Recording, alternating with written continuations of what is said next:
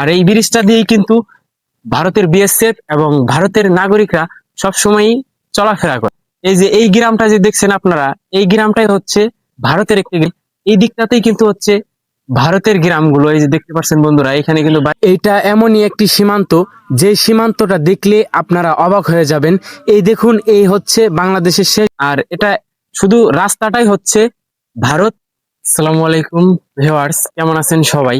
আশা করি আপনারা সকলেই ভালো আছেন। তো বন্ধুরা, আমি কিন্তু এখন এমনই একটি ইন্টারেস্ট প্লেসে দাঁড়িয়ে আছি।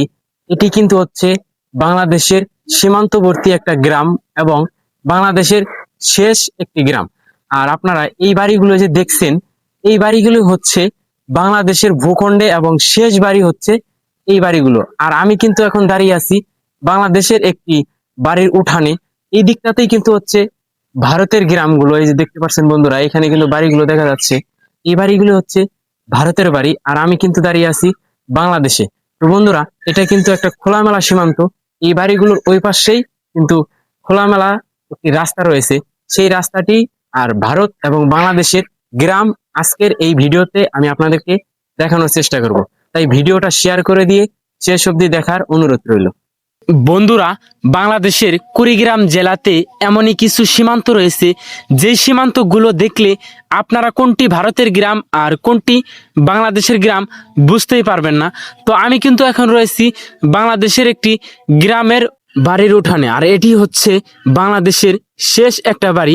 এই বাড়ির পিছন সাইডেই কিন্তু রয়েছে বর্ডার পিলার, যেটি কিনা দুটি দেশকে অবাধেই ভাগাভাগি করে দিয়েছে।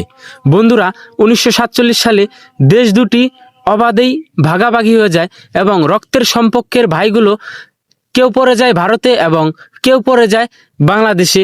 আর এই বাড়িটাই হচ্ছে বাংলাদেশের শেষ একটা বাড়ি এবং বাড়ির পিছনেই কিন্তু 977 নাম্বার সীমান্ত পিলার।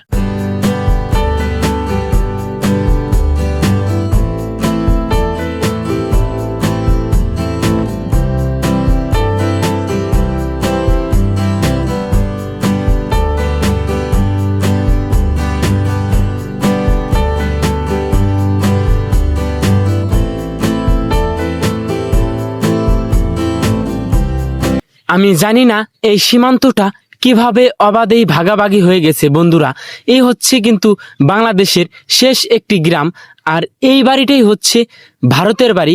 এই দেখুন বন্ধুরা, আর এই বাড়িটা হচ্ছে বাংলাদেশের বাড়ি। এই যে দেখুন, এটা হচ্ছে বাংলাদেশের একটা বাড়ি, আর এই দিকটাতেই এই বাড়িটাই হচ্ছে বন্ধুরা, এই বাড়িটাই হচ্ছে ভারতের, আর এই বাড়িটাই হচ্ছে বাংলাদেশের। দেখুন এই সীমান্তটা কিভাবে অবাধেই ভাগাভাগি হয়ে গেছে। আর এই হচ্ছিল 0 পয়েন্ট, এটা হচ্ছে বাংলাদেশ, আর এই দিকটাতেই হচ্ছে ভারতের সীমান্ত। তো বন্ধুরা, এইখানে আসার পরে একটা সীমান্ত পিলার, কারণ কোনটি ভারত আর কোনটি বাংলাদেশ এই সীমান্ত পিলার না দেখলে বোঝা যায় না, কারণ এটি হচ্ছে খোলামেলা একটা সীমান্ত। আর এই হচ্ছে ভারতের একটা ব্রিজ, যেই ব্রিজ দিয়ে ভারতের নাগরিক ও বিএসএফরা সবসময়ই চলাচল করে, যেটি কিনা দুটি দেশের 0 পয়েন্ট থেকেই দেখা যাচ্ছিল। বন্ধুরা, এ হচ্ছে সীমান্ত পিলার।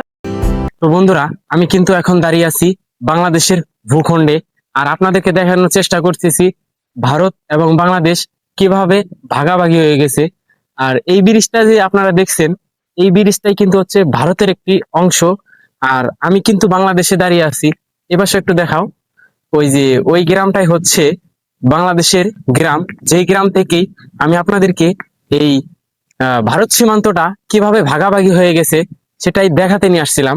আর এই ব্রিজটা দিয়েই কিন্তু ভারতের বিএসএফ এবং ভারতের নাগরিকরা সবসময়ই চলাফেরা করে। তো বন্ধুরা, আমি কিন্তু এখনো বাংলাদেশের ভূখণ্ডে দাঁড়িয়ে আছি এবং এই যে এই গ্রামটা যে দেখছেন আপনারা, এই গ্রামটাই হচ্ছে ভারতের একটি গ্রাম, আর ওই পাশেই কিন্তু রয়েছে বর্ডার পিলার। তো বন্ধুরা, আমি কিন্তু আপনাদেরকে এই বাংলাদেশের ভূখণ্ডে থেকেই ব্রিজটা দেখাতে পারছিলাম। তো বন্ধুরা, আপনাদের মাঝে একটা প্রশ্ন থাকতে পারে যে এটা যদি ভারত হয় তাহলে কাঁটাতারের বেড়া নাই কেন? এটা হচ্ছে একটা খোলামেলা সীমান্ত, আর এটা শুধু রাস্তাটাই হচ্ছে ভারত, আর দুই পাশে ওই ওই দিকটাতে হচ্ছে বাংলাদেশ। আর আমি কিন্তু এখন দাঁড়িয়ে আছি বাংলাদেশে। শুধু এই রাস্তা দিয়েই ভারতের মানুষেরা সবসময়ই চলাফেরা করে, যেটি কিনা বাংলাদেশ থেকেই দেখা যায়। আর আমি কিন্তু বাংলাদেশেই দাঁড়িয়ে আছি। এই দিকটাতে হচ্ছে বাংলাদেশের গ্রাম, আর এই রাস্তা দিয়েই কিন্তু ওই দেখুন বন্ধুরা, ভারতের নাগরিকরা সবসময় চলাচল করে। এটা হচ্ছে খোলামেলা একটি রাস্তা এবং বর্ডার বলা যায়।